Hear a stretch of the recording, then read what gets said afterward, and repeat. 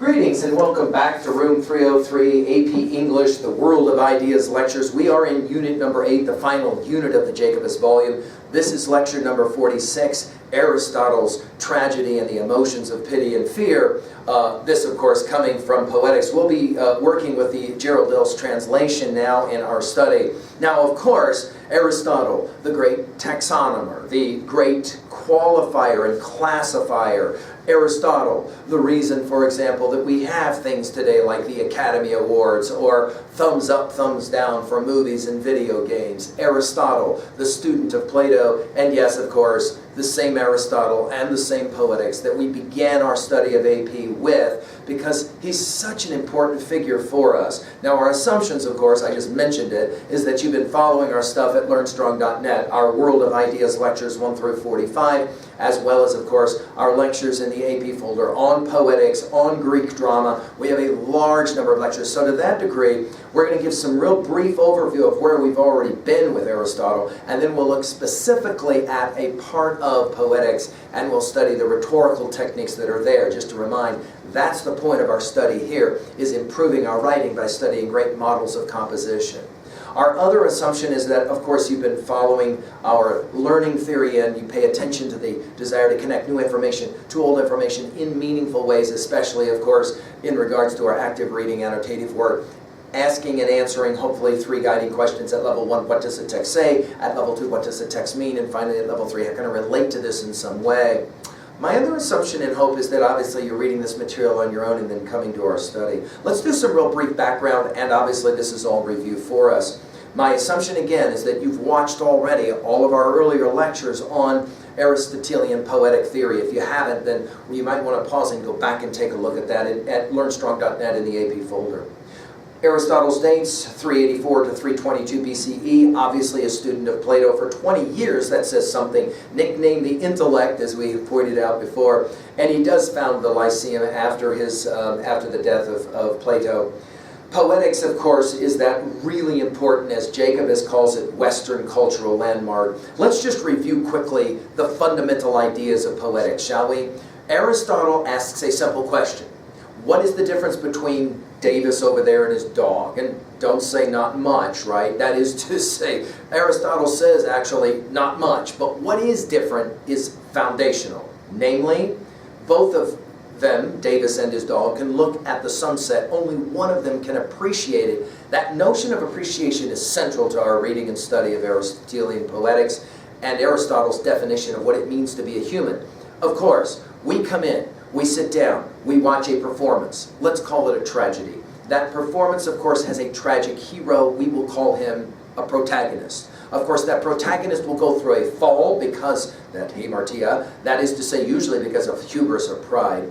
And then that fall will then lead to, right, some kind of understanding or appreciation, or can we use the language, identification by the audience with the fall of the protagonist, producing, of course, certain kinds of powerful emotions, fear and pity. That is to say, catharsis. To that degree, Aristotle argues that the most important drama is actually not happening on stage. This is his keen insight, a brilliant insight. The real drama, the real play, the real exchange is happening with the audience, who is engaging in the fall of a, for example, Oedipus in Oedipus Rex. Okay. And in that moment of identifying, the audience then engages in these powerful feelings of fear and pity.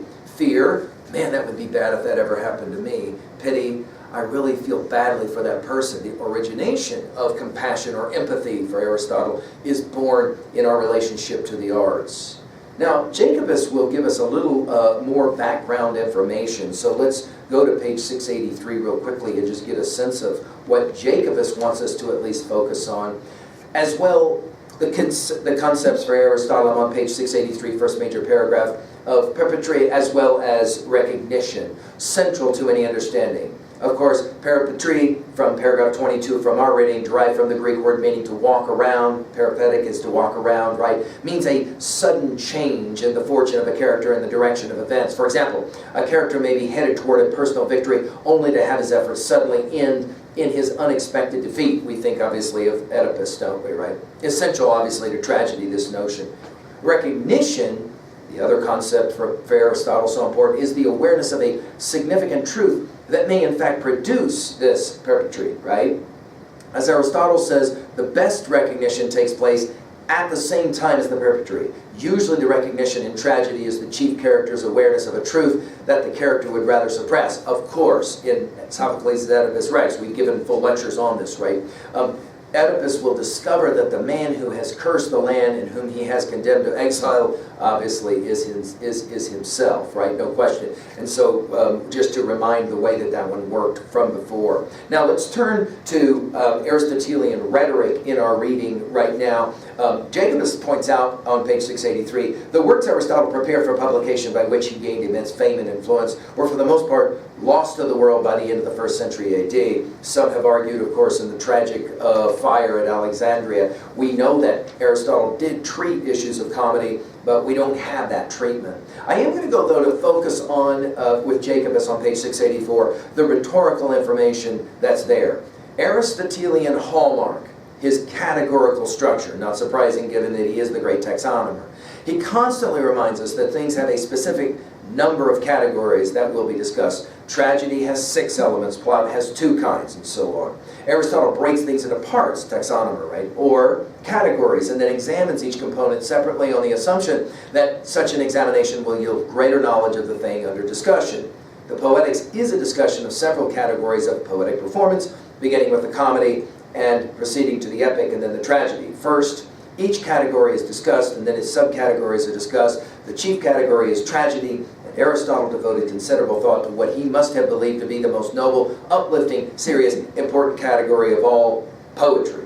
Today, this essay is an important starting point, Jacobus says, for all who wish to talk and think seriously about poetics. The principles presented in this essay are relevant to any current discussion of poetry.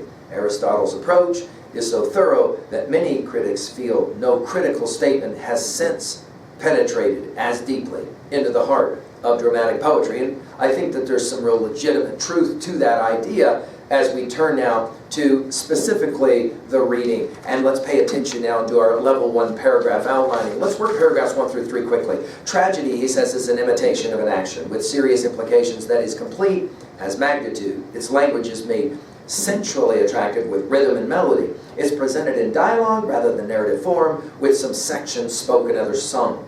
The performer's visual appearance is obviously important, as is the quality of the writing and obviously the music. The play is enacted by people portraying characters with certain traits who express certain opinions. Thus, tragedy has 6 distinctive elements. Here they are: plot, characters, verbal expression, thought, visual adornment, and of course song composition. Paragraphs 4 through 7. The most important element in tragedy, obviously the plot for Aristotle. 4. Tragedy is an imitation not of men, but of a life, an action. The events do not occur to depict the characters, rather the characters are a vehicle for the action. A tragedy can exist without characters, but not without a plot. Its most important means for swaying our feelings are, of course, the perpetuities, as we said, and the recognitions, which are elements of plot. New poets can succeed at verbal expression and character portrayal sooner than plot construction. And of course, this continues to take us in that notion of plot to all the issues of conflict and the importance of conflict. Paragraphs 8 through 10. With plot at its heart, as its heart and soul, and characters coming second, a tragedy's third most essential element is thought. Springing from the arts of politics and rhetoric, thought refers to those passages in which a character tries to prove or disprove a point, or state some general principle. Fourth is verbal expression, or effective conveyance of thought through language. Paragraph 11. Song composition is the greatest of tragedy's sensuous attractions. The visual adornment of the actors can have a strong emotional effect, but is least connected with poetic art. In fact, the force of tragedy can be felt even without benefit of public performance and actors. You can read a Shakespeare play and still be moved, in other words. Paragraph 12, 13. The tragedy's plot must be complete. That is to say, having a beginning, a middle, and an end. It should be short enough to be easily remembered, to hold the viewer's attention, and to be perceived as a whole within these limits. The longer the better. More generally, its length should be whatever is required for a shift from good to bad or from bad to good fortune to take place within an unbroken sequence of events. Paragraphs 14, 15. A plot is not unified simply because it has to do with a single person. Rather, it must have a single object. That is, it should depict a complete action in which each component of it is necessary to the entire sequence and properly placed within it. Paragraph 16. The poet's job, in contrast to the historian's, this is an interesting idea, watch this, is not to report what has happened, but what could have happened given the probabilities and necessities of a certain situation. That is to say, is it real, right? Poetry is thus a more philosophical and serious business than history, for it depicts universals, using particulars as its means. Paragraph 17 through 18. Comic poets grasp this point, constructing their plots on the basis of general probabilities and then naming their characters arbitrarily. Tragic poets cling to historical characters because of their association with actions already known to be possible and therefore believable. When tragedians do use fictional characters, their work is just as plausible. The poet should be a maker of plots more than of verses, for his art is imitation and he imitates action. Paragraph 19-20. Among simple plots, the episodic are the worst, those in which the order of the events seems arbitrary, because the force of tragedy comes from the poignance of fear and pathos, right? That notion of catharsis, striking contrary to our expectations, yet logically the plot's sequence is crucial. Paragraph 21. A simple plot is one imitating a simple action in which the reversal of fortune comes without perpetuity or recognition. A complex plot includes recognition or perpetuity or both, emerging by necessity or probability from the sequence of events, and as he says about Oedipus Rex, at the same time is even better. Paragraphs 22 through 24. Perpetuity is an unexpected, ironic twist in the action. Recognition is a major shift from ignorance to awareness. The finest recognition is the one that happens with a perpetuity, exciting pity or fear in anticipation of the good and bad fortune to follow. For these are the kinds of action tragedy exists to imitate. Besides perpetuity and recognition, the third element of plot is the pathos, a destructive or a painful act. Paragraphs 25-26. It would be morally repugnant for virtuous men to experience a change from good to bad fortune, and unmoving for wicked men to go from bad fortune to good. Obviously, this is one of the indicators of modern, and we would say even postmodern texts, right? That they violate constantly this idea. Instead, a hero who is between the extremes and who fails because of a mistake will arouse the appropriate emotions of sympathy, pity, or fear. The artistically made plot involves a change from good fortune to bad, not as a result of wickedness, but because of some mistake of great weight and consequence. This is the structure for technically the finest tragedy. Those plots that have opposite changes in fortune for the good and bad characters are often rated highest because audiences have a weakness for them, but this type of plot is more characteristic of comedy. Paragraphs 30 through 31. If the plot is well structured, the audience shudders with fear and pity because of what happens, and not merely because of the character's fearful or pitiable appearance. To produce pity and fear, the fearful and pitiable actions must be performed by persons who are close blood kin. Paragraphs 32 through 33. Stories, either invented or handed down, can be handled in four different artistic modes. 1, the tragic arts performed wittingly by the character. 2, the character refrains from performing the fearful act. 3, the character performs the fearful act and only later recognizes the blood relationship. 4, while intending to perform the fearful act, the character discovers the close relationship beforehand. Paragraph 34, and now to finish through 35-36. The worst mode is 2, because it's morally repulsive and not tragic. 1 is the second worst, 3 is better because the repulsive quality is not attracted to the act and the recognition has a shattering emotional effect. 4 is the best. And to finish paragraphs 35-36, the reason why most tragedy focuses on only a few families is that the poet searched at random for families that have suffered tragic happenings.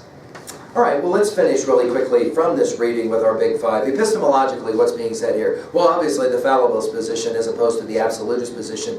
We come to know the fallibilist position through stories, like Oedipus, right? That is to say, Oedipus was so absolutely certain he was right epistemologically, and he ends up in chaos. Ontologically, of course, the only difference between Davis and his dog, as we have said, right, is the ability to appreciate, or the only difference between you and a fly is you know about fly swatters, right?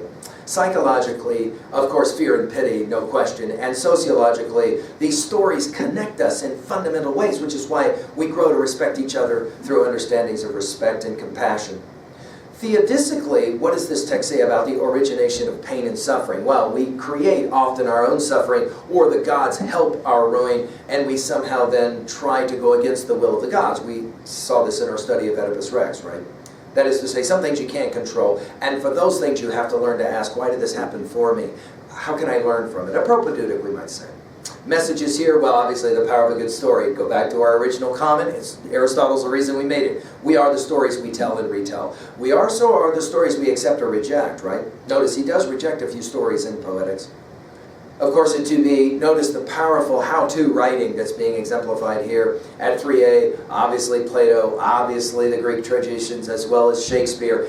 And then think about the trajectory from Greek tragedy to Shakespeare to, of course, Arthur Miller and our study of, for example, Crucible or Death of Salesman.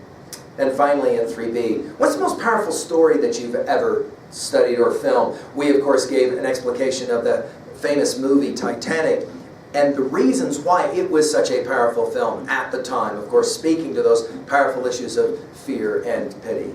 Well, there you go, a return to Aristotle. I hope that you'll continue to enjoy studying Aristotelian views of text. Thank you.